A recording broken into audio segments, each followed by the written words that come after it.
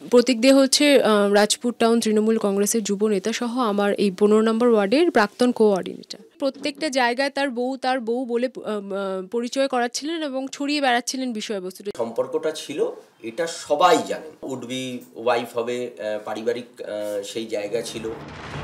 সোনারপুরের শাসকের soap Opera.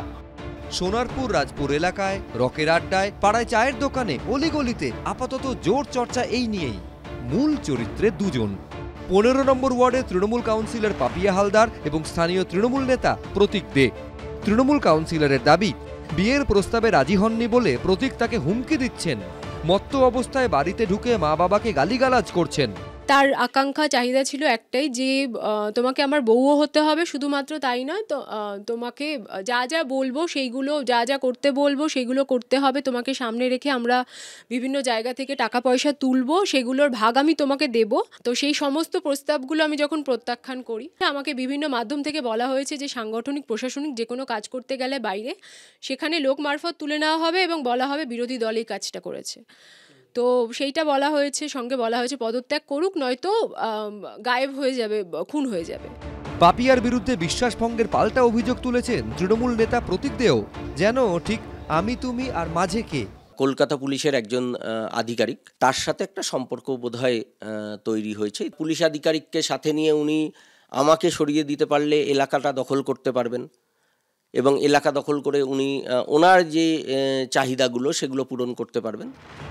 পরিস্থিতি আরো জটিল হয়েছে তৃণমূল নেতৃত্বের ভূমিকায়। গত 4 ডিসেম্বর সোনারপুর থানায় অভিযোগ জানান তৃণমূল কাউন্সিলর পাপিয়া হালদার।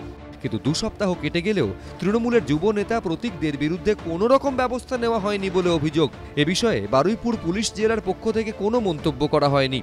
সোনারপুর দক্ষিণের তৃণমূল বিধায়ক লাভলি মৈত্রকে ফোন করা হলে তিনি গোটা বিষয়টি শুনে বলেন তিনি এ ব্যাপারে কিছু বলবেন না, যা বলার বলবেন রাজপুর সোনারপুর পুরসভার চেয়ারম্যান পল্লব দাস। তাকেও আমরা ফোনে যোগাযোগ করি, কিন্তু তিনিও রবিবার এবিপি আনন্দকে জানান পুরো পরিষেবা সংক্রান্ত কোনো বিষয়ে সমস্যা তৈরি হলে অবশ্যই তো দেখা হবে, কিন্তু কারুর ব্যক্তিগত বিষয়ে তিনি নাক গলাবেন না। তাহলে এই সমস্যা মেটাবে কে?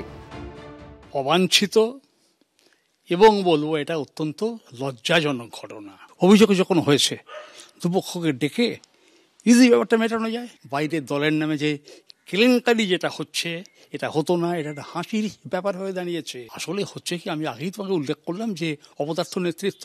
কবি নির্মলেন্দু গুণ লিখেছিলেন, আমি বলছি না ভালোবাসতেই হবে, আমি চাই কেউ একজন আমার জন্য অপেক্ষা করুক, শুধু ঘরের ভেতর থেকে দরজা খুলে দেবার জন্য।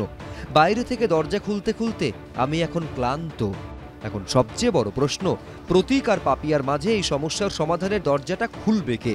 হিন্দল দে, এবিপি আনন্দ, কলকাতা।